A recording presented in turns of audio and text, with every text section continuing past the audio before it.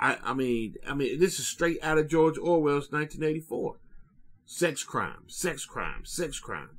Then they would get you to apologize for what you have done. You know what I mean? They get you to go on an apology tour. You confess your sins. But after that, you know what I mean? Your life is your occupation, everything is a wreck. You know what I mean? And you may not have even really done anything. You may have just brushed up against a chick. And then all of a sudden, he did this to me. He did that to me. This is straight out of George Orwell's 1984, man.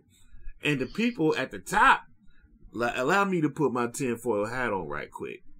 The people at the top who are old white men are orchestrating all of this. They're orchestrating all, like how many times we have to see this brought to fruition all over the media? You know what I mean? Like, who is giving the green light to actually put this all over the media? You know what I mean? I don't know. What's your view on this, man, about all these brothers getting slapped with these sex crimes, man? Is this by accident? Is this on purpose? I mean, what's going on here? I mean, what do you see at the very top, man, when you looking at how this comes about? Every center of power has a Praetorian guard. Mm-hmm. The real seat of power a lot of times is not just the person sitting on the Iron Throne. It's the people that surround the Iron Throne. It's the master of whisperers. It's the master of war. It's the hand of the king, to use a Game of Thrones analogy. Okay. In Hollywood, there's a term that I've coined. It's called the entertainment industrial complex. You know how you have the military industrial complex? Yeah. I've come up with this term called the entertainment and industrial complex. The entertainment and media industrial complex. What that is, and I'm going to put on my tinfoil hat now, is these studio executives and major studio labels and television and record labels exercise a tremendous degree of power over media, and they exercise a tremendous degree of power over music, radio, and television. And now, as we see, they're exercising increasingly significant amount of authority over even social media. So what's happening here is when people look at the studios, they think that you're just going in there to get a record deal. And that's just what it is. But you got to look at everything behind that. Who's cutting that check? Who's cutting that advance check for you to make that album? Who cut the check for the album budget? It's the studio. Well, that's drawn on somebody's bank account. Okay? Mm-hmm. Well, who else is working for the studio? The studio has public relations people, multi-billion-dollar law firms, multi-billion-dollar management firms behind it. They have people in the media, multi-million-dollar media firms, social media firms. All of this is a complex. Within all of this are branches of that same beast of entertainment with these movie studios. They also have private security firms. And I'm not talking about the moonlight, the pot-belly moonlight security motherfucker with the baton at the mall. Otis. Cop. I'm not talking about it. Okay. Yeah, I'm not talking about Mr. Move out of the way, boy. Move out of the way. No, I'm not talking about it. Listen to old Otis, boy. Yeah, listen to old Otis, boy. I'm talking about people like Blackwater. Right. These mercenary firms. These people that are staffed with Navy SEALs and what's the special forces group of the Army? Rangers, Delta Force. These Navy SEALs, SEAL Team 6 and Delta Force people. That's who make up these private multi-billion-dollar security firms. All of these people serve the interests of these studios. So when you get somebody caught up in a scandal, that studio has a PR person. That studio also has somebody that will put out that narrative, somebody that will force that narrative. It may be a blogger or vlogger, whatever the case may be. They may have people inside of mainstream media that's going to run with that narrative. They have people multi-billion-dollar PR firms, public relations firms to spin this narrative to people that are in the media. It's a whole organization. It's a whole network of people behind these scandals that don't nobody see. It's a whole network. Take, for instance, one of the earliest examples of this was the great comedian Roscoe Arbuckle. Okay. Do you remember that name? No. Roscoe Fatty Arbuckle was a comedian in the 20s and 30s. And so he got caught up with this ratchet who claimed that he raped her. Well, come to find out, he didn't rape her. And they claimed that this woman died from the so-called assault, but this woman didn't die from the assault. She died from the ingestion of some foreign substance. Okay. But they destroyed Arbuckle's career. The media went to work and they smeared dirt all over this man's name and destroyed it. Okay? Okay. So let me give you another example. There was a man in New York City who was fighting corporate crime and corporate criminality. His name was Elliot Spitzer. Elliot Spitzer, if I recall correctly, I think he was the governor. Mm-hmm. And so he was going after these Wall Street criminals that were defrauding people. Well, a network coalesced and went after him, and they found out that Governor Spitzer was tricking with an escort agency in New York. They even tracked down the hoe and found her. Man. Roger Stone, which was one of the conspirators against Spitzer, launched this campaign to destroy his career and outed him for tricking. Mm. He subsequently lost his position. He resigned. He didn't lose it. He resigned his position, I think, as governor. Or if I'm not, it was some public position. I believe it was governor, but he wound up losing his position. He resigned his position as governor because of the scandal. And it was a whole network of people that went after him and destroyed his career.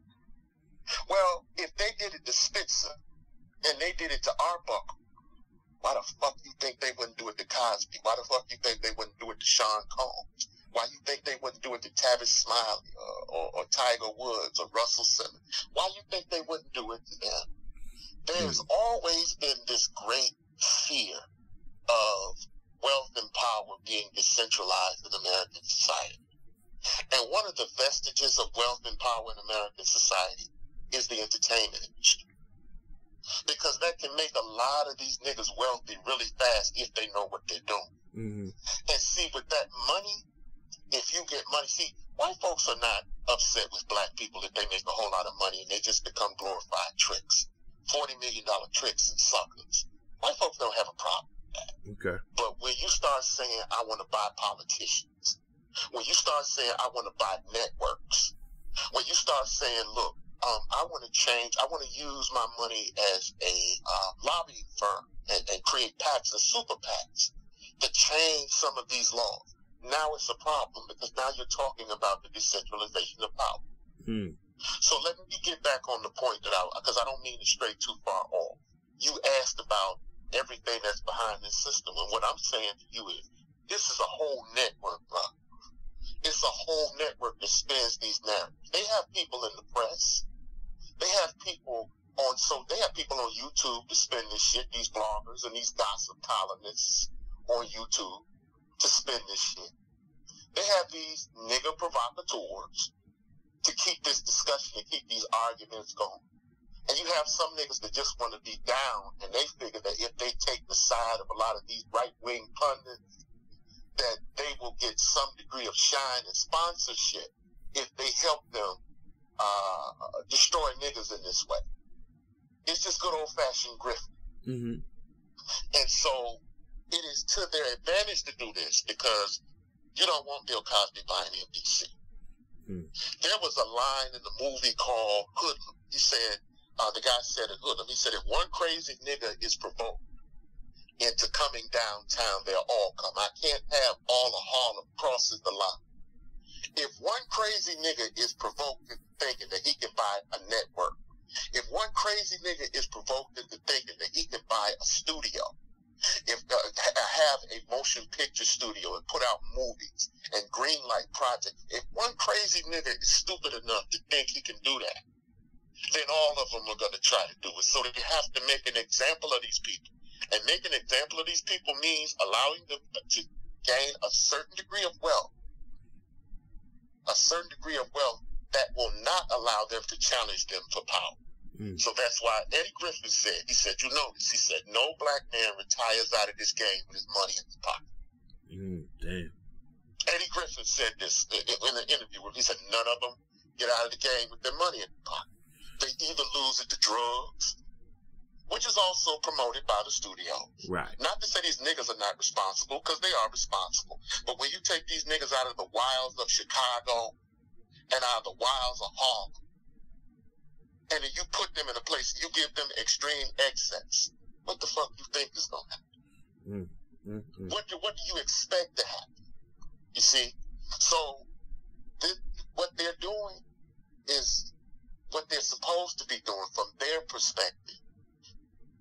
They use these niggas to make them a lot of money. They sign them to these ridiculous-ass 360 deals. And then if a nigga's lucky enough to double up and become successful, that he can never be allowed to challenge the status quo. Because if he gets too much wealth, that's exactly what he's going to do. And so that money must come out of their pockets at all costs. And one of the best ways to take money from niggas is through pussy. Facts. Shoot. Let me ask you this, man. Let's see. Let's put our thinking caps on. Tinfoil hat once again. For the longest, it would appear that Diddy was low-key untouchable. I mean, he was coming in and coming out of the media cycle every now and then for something, but everything would always get swept under the rug. You know what I mean? They might talk about it for a day or two, but then, poof, you know what I mean? The story would disappear. Now, all of a sudden, I mean, you familiar with, there's this gangster in California that basically said that P. killed, I don't know, was it, he killed Tupac or killed, what's that nigga name? Biggie Smalls. Are you familiar with that? That book? Yeah, I've heard that. Yeah, that's that book that came out. I can't remember if this gangster was talking about he killed Tupac or Diddy killed Biggie Smalls. I can't remember which. But, you know, he on a hot seat for that. You know, and I mean, there's supposed to be some credible evidence for that. You know what I'm saying? And that kind of went away for a little bit. And then all of a sudden, the Cassie shit popped up. You know what I mean? He tried to put that to rest. Then all of a sudden, the 17-year-old chick popped up. I mean, do you think that, I don't know, man, you think that somebody out there wants to send Diddy a warning, or are they actively saying, you know, we kind of done with you, boy, you know what I mean? You done went ahead and you done had a bite of the good life, but now you a liability, you a risk at some point. Or maybe he's actually doing something that he ain't supposed to be doing as far as challenging the status quo. Let me see, what's that dude name? Fuck, man. Let's see. What's that movie that came out, man? That was on Netflix. Is that the nigga's name, PDD? Yeah. That's the gangster. Yeah, that's him. But, you know, now I'm trying to reflect on Netflix how, John Boyega and Jamie Foxx. Did you see that movie? No, I haven't seen that. Okay, well, you know, there's some weird stuff going on with Jamie Foxx because that movie was deep, Jack. That movie was deep, you know. I mean, they cloned Tyrone? Yeah, that's what it's called. Yeah, man. I saw they cloned Tyrone. Yeah, and I was like, man, Jamie Foxx, they actually let Jamie Foxx make this movie? And that's exactly how I put it. They let him make this movie, man. Then all of a sudden, when that movie gets done and it comes out, now you got all of this crazy shit going on with him, man. Now you talking about Diddy tried to kill him, and you know what I mean? And now people talking about that ain't even Jamie Foxx. They done cloned Jamie Foxx. He actually did, man. All sorts of crazy shit is going on, man. You know what I mean? So I'm thinking to myself, like, what is going on behind the scenes with these brothers that get this money, and they try and, let us know what's going on behind the scenes, and then all of a sudden they meet with disaster, Jack. You know what I'm saying? I don't know. What's your thoughts on it? Well, it goes back to what Eddie Griffith said. Right. He said none of them allowed to leave the game with their money. You see? And you said, well, you asked the question earlier. You said, what's going on behind the scenes? You said, now he was untouchable. He was never untouchable. Okay. He was never untouchable because he doesn't own anything. No? Oh, okay. When you get that record deal, when you sign that contract, dog, they own you. Mm-hmm. That's not your studio. Clive Davis fronted him the money for him to get Bad Boy started. Okay. You're never independent. Gotcha. That's the whole thing. The best you can be in that system is middle management. Now, I know some black people don't understand. They say, well, Def Jam, they talk about all the black record labels. Go back and see who's funding these record labels. Go back and see who they're doing the deals with. I'm not talking about the deals that they're signing the artists to. Mm-hmm. I'm talking about the deals that their record labels are signed to. Who is Edgar Bronfman? What does his Seagram's a vodka company own in Hollywood? What studios and media industries does the Seagram Corporation own? Okay. And who owns the Seagram? And what kind of business is Bronfman doing with the record labels? See, it's this whole invisible, should I say, I'll use the term high cabal. All right. I'll use the term high cabal, or C. Wright Mills. There's a guy who wrote about this. Two guys wrote about this. Buckminster Fuller wrote a book called The Power Elite. It's called Critical Path. And in the book Critical Path, he talks about the power elite. Mm-hmm. C. Wright Mills, who was a sociologist, wrote a book called it was on the tip of my tongue. Anyway, it means the wealthiest, the most wealthy, the most wealthiest, or the wealthiest and most powerful people in society. The power elite or the high cabal. Mm-hmm. Okay, it's always a group of people that have that centralize wealth and power in their hands. And so what they do is they use these means, these businesses, they use these huge financial mega powers in order to crush opponents, in order to control politics, in order to control business and finance. This is standard operating procedure. So let me get back to what you were talking about. When you talk about P. Diddy, mm-hmm. Okay, how did he get his money to start Bad Boy?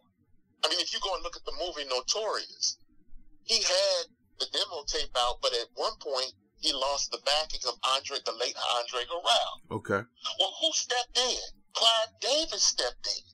That check that you see him giving to Biggie Smalls in the movie Notorious, that was wrote with Bad Boy as the label, but that was bankrolled by Clive Davis. Okay. See, they come in and they set up record labels. Just like the same thing with Murder Inc. These are not independent businessmen in the true sense of the word. They got that money from somewhere. They get those record labels pursuant to contractual and financial agreements with larger record companies. And those larger record companies own those labels through debt. They're enslaved through debt. All right. So what I'm saying to you is they're never free. It seems to us that they're free. But that deal that they signed for Bad Boy, that deal that they signed for Murder Inc., that deal that they signed with Interscope, Death Row is nothing without Interscope to distribute it. Okay. You're nothing if nobody hears all that shit you talking. And who owns the distribution networks? Who owns the pressing plants? Who owns the manufacturing? Who owns the publishing? That ain't no nigga. And they want to keep it like that. They want to keep it like that. But you need all of those people in order to get wealthy. And you enter into contracts with those people when you set up a record label. So those people own you to an extent. The closest one that came to freedom was Master P. Right. He was the closest one that came to being free. Everybody else was in the hands of Atlantic Group, Interscope, Priority, Sony, BMG, Arista, and the list goes on and on. So he's not free. So who owned Death Row? Who owns Death Row? On paper, it's Snoop Dogg. He owns the catalog. He owns the record label. Who? But Snoop Dogg. Snoop Dogg? You know that? Yeah, he took it over again. Wow. He took it over again. He went and he got a group. Here we go. He got a group of investors together. Okay. And he used some of his masters and some of his recordings to buy that label. Oh, wow. So, your boy Suge Knight, he ain't... Suge Knight is a nigga in jail still trying to talk shit about the glory days. He kick up a lot of dust so he could go viral on social media and create some... He ain't in the mix no more. He don't own nothing no more. He still gets a portion of some shit. He owns some. I'm sure he has an interest in the catalog. So okay. You can't say he's totally broke. He has some interest in the catalog and in the records. Okay. But he don't own Death Row anymore. And you want to know who really owns? I mean, let's be real about it. I mean, let's just come all the way out. You know who owns these record labels? Again, it's these major studios like Interscope. Mm-hmm. Without Interscope to distribute Death Row's records, Death Row Records don't exist. Okay. You understand? Right. If there's no one to move your shit, you pretty much selling out the back of your trunk. Mm. Yeah. So it's these major distribution plants and these major record labels, they're the ones that's really running this shit. They're the ones that dictate what really goes on. And that's hard for niggas to hear, but that's how it works. And those people are your ultimate bosses and paymasters at the end of the day. And I will be willing to wager those are the people that are behind these scandals. Well, let me ask you this, to pick your brain here. Do you think that Diddy did something to fall out of favor, or is this just simply organic because, you know, his name is just in the media cycle a little too much, and it ain't nothing really orchestrated behind the scenes? It's just, his name is just in the media cycle too much, man. So it would appear that he got a bullseye on his chest. I don't know. That's been orchestrated too. Okay. For him to be in the media cycle. That's what I'm telling you. Right. Just the same way it is Cosby. You wanna look at something. Arbuckle, that's why I brought up the name Roscoe Fatty Arbuckle. Okay. That's the prototype of how they do it. Mm-hmm. Elliot Spitzer is the prototype of how they do it. Bill Cosby is the prototype of how they do it. You're supposed to be put in the news cycle. Mm-hmm. That's what their bloggers, and media outlets are for. Right. That's what the publicists are for. That's what the gossip columnists are for. That shit is done. That's a means of checking you. That's a means of keeping you in. And God knows, who knows what he did? Mm-hmm. Who knows what he did or what? We'll never know what really happened. Okay. But I know this. Whatever Diddy did, Diddy been doing since he came in the industry in 1990 or 91. Yeah. This ain't nothing new. He been doing it. Just like Cosby been running holes on the casting couch forever. He been doing it. Right. See, what they do is your vices become a tool of blackmail and extortion against you. When you do something that displeases them, they're always watching. Right. Don't think you're not always being watched. You're always being watched.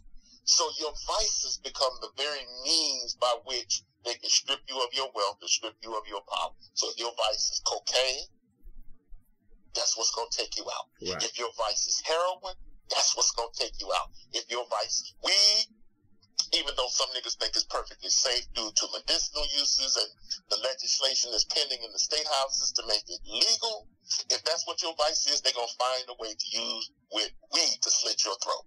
If your vice is pussy and girls, that's what's going to be used to take you out the game. It's just a part of that studio system, bro, that's been going on ever since there's been a system. That's really what I'm trying to say. This is business as usual. Okay. This is business as usual. Now, let me give you another example. You want to talk about some Me Too, right? Right. Let's talk about Fox. Let's talk about the biggest power trick in the game, the late Roger Ailes. Okay. He would come out and tell these women, look, if you don't agree to be my bitch, you ain't gonna make it. Who is Roger Ailes? Roger Ailes used to be the man that ran Fox Network. Rupert Murdoch owns Fox Network. Okay. Roger Ailes was his CEO. Okay, I got you. He was this big old fat dude, big old, bloated dude, non-select, of course. But he was using his wealth and his power to get bitches to the casting couch. Okay. And if they refused him, he saw that they'd never worked in that town again. Wow. All their connections wouldn't hire them. I mean, those stories that those women are talking about. Do you agree to be my bitch? Are you going to be my... This is how he talking to these women. Right, okay. This is how he talking. This is the real Me Too shit, right? Mm-hmm. But when they bought these suits against Ailes, here's what Fox Network would do. Fox Network. Because when you sign in, here we go back to that paper again. When you sign in, you sign something called a confidentiality agreement. Okay. When you sign that confidentiality agreement, you keep your fucking mouth shut. Then, on the back end of that paper that you sign is an arbitration clause. You know what an arbitration clause is? Yeah. An arbitration clause says you can't take your ass to court. If there's a dispute, y'all settle it privately with arbitrators that are 9 times out of 10 picked by the studio. Mm. So when Bill O'Reilly, Roger Ailes, and the rest of those executives started catching these sexual harassment cases, it never got to court. It was always settled in arbitration. Mm. So what they would do is, when they went to arbitration, these women would get a bag. They would get a fat ass bag. They would get $10 million bags, $15 million bags, $20 million bags, $5 million bags. Mm. But that was it. They were through in the industry. It was a wrap for their ass. Okay. They were done because no network would want to touch them. Mm. Now, in some cases, they would go to some places because the networks would be beefing. Sometimes they would let a few of them in because they would be beefing with Fox and they would get in and hire them. But for the most part, once you took that settlement, pursuant to that arbitration judgment, that was your ass. So you better make sure you got enough money to live on for the rest of your life. Man. And nobody's charging Roger Ailes with a crime. He's dead now. He subsequently died. Okay. Nobody charged Bill O'Reilly with anything. He got had a bunch of scandals or whatnot, but his ass is on Newsmax. The last I checked, he was on Newsmax. Okay. He right back in the motherfucking mix. Mm-hmm. And he really violating bitches. but see, when it comes to the niggas lose their money, they lose their status, and they lose everything. Mm. That's the way it has to be with us. But because there are networks and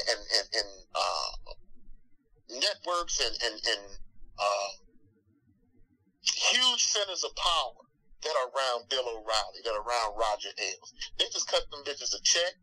They live on that till they die, and these men go on and live their life, do whatever they want. They never get out of the industry. They just go somewhere else. They just go to another right-wing network and keep making money. As a matter of fact, they're given a bigger contract than they were given when they were with Fox. Mm. You understand what I'm saying? Yeah. Brother? Yeah. But the Me Too is concentrated mostly for the niggas. You know what I find? That's for you. That's not for them. I'm sorry. Go ahead. Yeah, man. The industry is full of BS. Just the overall arching system, man, when it comes to the politics, the media, entertainment. It's all based on BS and bullshit, man.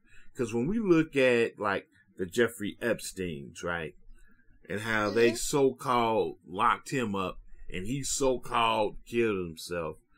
The main thing that everybody is asking is like, okay, where is this list, of politicians and entertainers that went to Epstein Island and enjoyed the ill-gotten gains, man? Nobody knows where that list is, do they? Yeah. You still ain't seen that list. Yeah, so it's like, when you hear people like pundits on TV talking about how certain people in politics or in entertainment are against, child trafficking and all that, all of that is bullshit, man.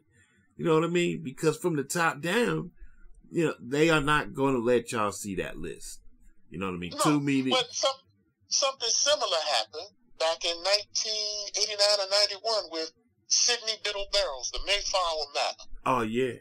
True. She was running a multi-million-dollar escort, a prostitution ring in New York City.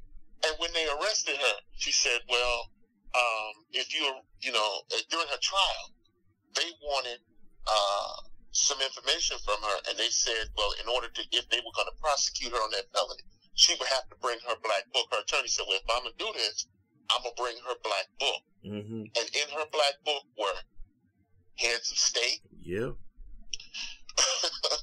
Multi-billion-dollar businessmen, state politicians, federal politicians, and other various executives. You know what they did with Sidney Biddle Barrows? They pled her down to a misdemeanor, and they closed that motherfucking case. Man. You understand what I'm saying? Don't want that heat. They don't want that heat.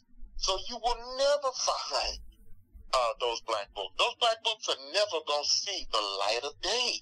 Mm-hmm.